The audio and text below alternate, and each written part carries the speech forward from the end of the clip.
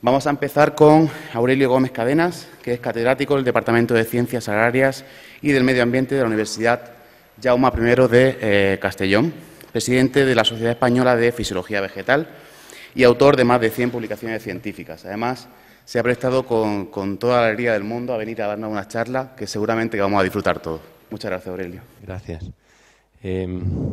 Bueno, vamos a cambiar de ingeniería a plantas, que también hay una parte de ingeniería en toda la investigación en agricultura. Y la charla la he titulado Sin plantas no hay paraíso. Y básicamente lo que quiero hacer es demostraros o convenceros en 3 diapositivas de que las plantas son alucinantes, para una vez o ya se haya demostrado que lo son, intentar mostraros la utilidad de la planta, la utilidad de la agricultura y la importancia de investigar en plantas, seguir investigando en ingeniería agronómica o en agricultura. Bien, el primer ejemplo que os traía para mostraros que las plantas son alucinantes es Rafflesia arnoldi. Esta es una planta que se encuentra en los bosques húmedos de Indonesia y la característica principal, la que lo hace muy atractiva, es la flor que emite, que como veis ahí tiene pues hasta 1 metro de diámetro, y además, aparte de ser tan vistosa, es muy espectacular porque desprende un fuerte olor a carne podrida y además emite calor. Lo que consigue con eso es atraer a las moscas carroñeras que la van a polinizar. Bien, la planta no solo es alucinante por esto, sino porque además no es tan bonita ni tan bucólica como parece. Esta planta es una planta parásita que vive de los árboles que la rodean y, de hecho, podemos ver poco de ella. No tiene casi ni hojas, ni brotes, ni raíces, y solo vemos esta flor que emite cada 3 años. Bueno, otro ejemplo para convenceros de lo importante de las plantas sería mostraros o presentaros a Matusalén, que es un ejemplar de Pinus longeva que está datado en más de 4.600 años. Esto lo convertiría en uno de los seres más viejos del planeta, y vive en las montañas blancas en California a unos 3.000 metros de altura junto a otros ejemplares de la misma especie. Y por último, otros ejemplares que ya seguro conocéis, las secuoyas rojas. He usado 3 diapositivas para poneros una foto de una secuoya que mide más de 115 metros de altura, y aquí a la izquierda veis su comparación con distintos monumentos emblemáticos del planeta. Por ahí no se ve muy bien, pero hay unas personas escalando la secuoya para dar sensación de la escala. El árbol sigue bajando por la parte derecha y en la parte izquierda tenéis la comparación con la Estatua de la Libertad y estas cosas. Hiperión, que es este ejemplar, es una secuoya roja que mide probablemente hoy en día ya más de 120 metros de altura. Y por tanto podemos decir que también es uno de los seres vivos, o es el ser vivo más alto del planeta. Bien, pues si las plantas son alucinantes, también es alucinante el ver cómo la humanidad desde siempre ha ido utilizando las plantas y cambiándolas según su interés. Las plantas que utilizamos hoy en día, las plantas que comemos hoy en día, se parecen muy poco a las plantas ancestrales que las originaron.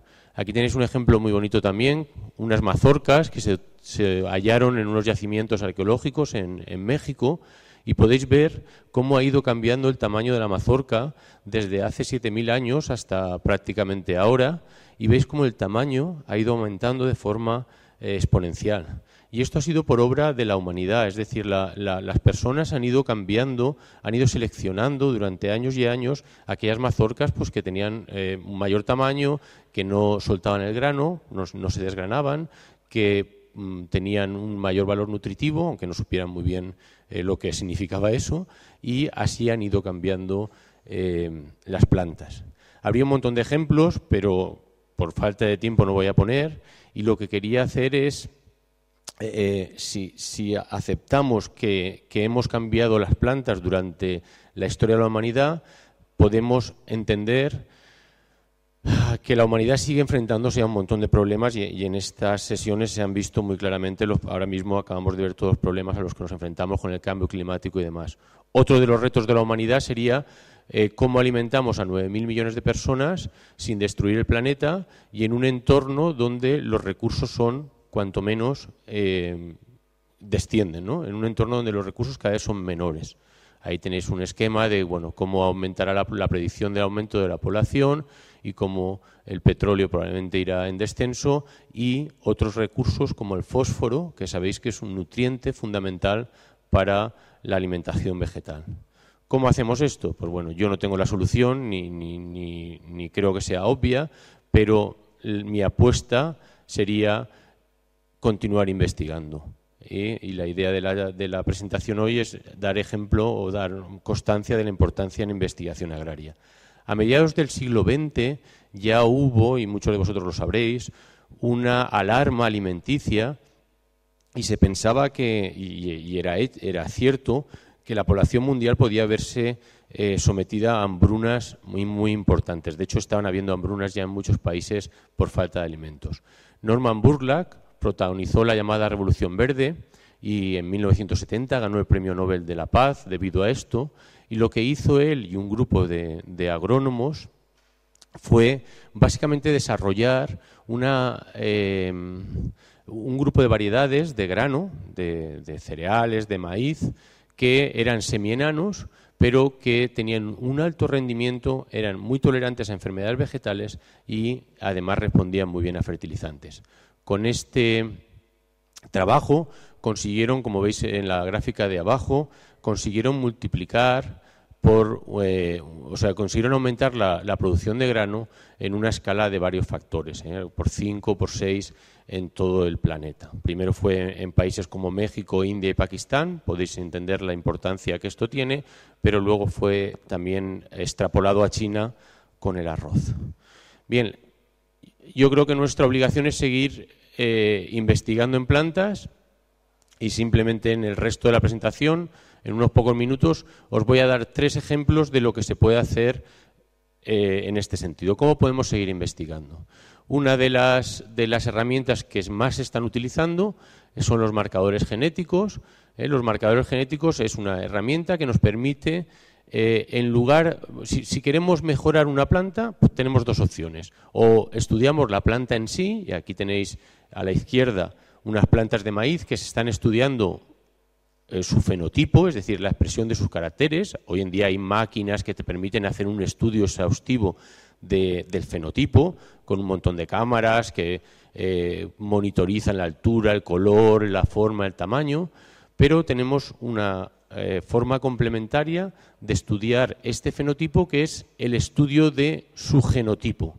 Es decir, no estudiar la planta en sí, sino los genes que esa planta contiene.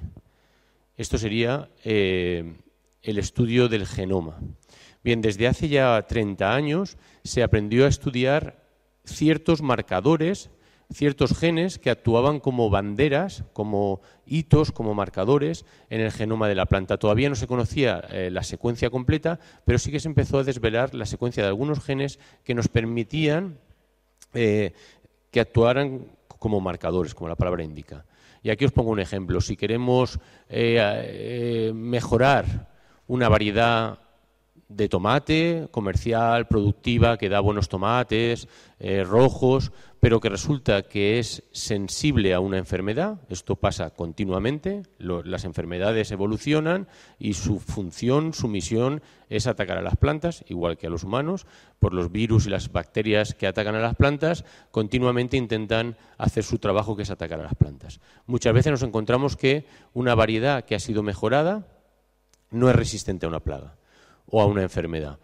Una estrategia para intentar mejorar esta planta, esta variedad, es buscar una variedad silvestre, un primo lejano, que normalmente son plantas pequeñas, feas, que tienen unos tomatitos como bayas, pero que en ocasiones son resistentes a esa enfermedad, y si conseguimos identificar ese primo lejano, el primo feo, pero que es resistente a la enfermedad, mediante un marcador genético podemos detectar cuál es el gen que aporta la tolerancia. Las plantas entonces son sencillas, nos permiten hacer un cruce, podemos cruzar la variedad élite con el primo lejano y mediante los marcadores estudiar qué plantas de la descendencia han incorporado el gen de resistencia. La pregunta sería ahora, ¿este hijo de este cruce es una planta de tomate élite resistente a la enfermedad? Y la respuesta la tenéis ahí, no. Evidentemente esta es una planta donde la mitad de sus genes son de la variedad silvestre. Es una planta que no tendrá esos tomates tan bonitos, será una planta rara porque expresará genes de la variedad élite y de la variedad silvestre. ¿Qué podemos hacer ahora?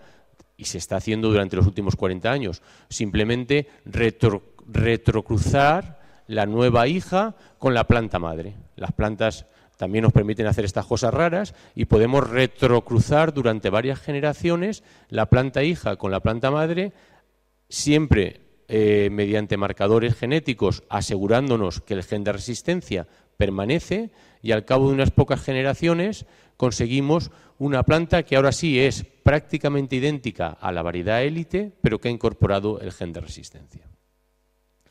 Bien, eso sería una forma de mejorar la planta utilizando marcadores para acelerar el proceso de introgresión.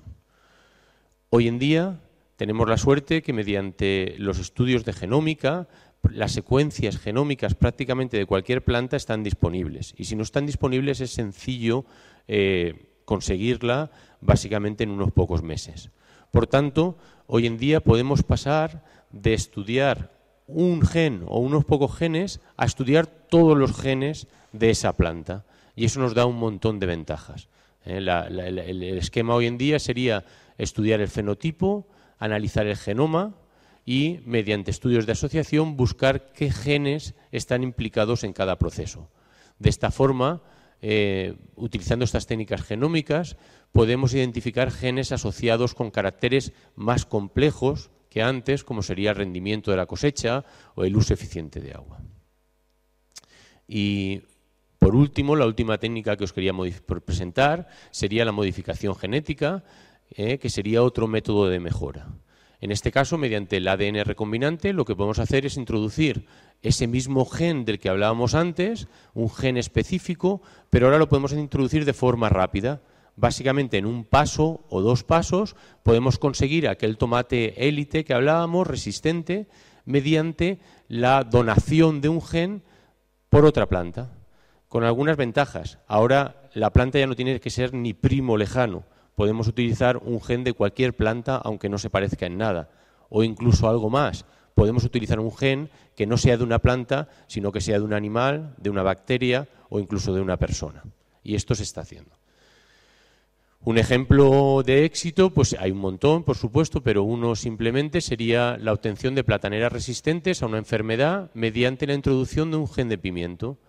Xanthomonas campestris es una bacteria que está destruyendo un montón de plantas en África y las plantas transgénicas que portan este gen de pimiento pues son resistentes a la enfermedad y por tanto suponen una mejora absoluta, es o todo o nada.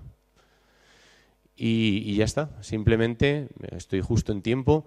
Quiero acabar como empezaba, recordar que sin plantas no hay paraíso, que además del vicio que tienen las plantas de generar oxígeno, que es lo que respiramos, pero no solo eso, sino que las plantas nos alimentan, son fuentes de salud, nos protegen, nos proporcionan medicinas, fibras y todo tipo de materiales. Y con esto pues acabo. Muchas gracias.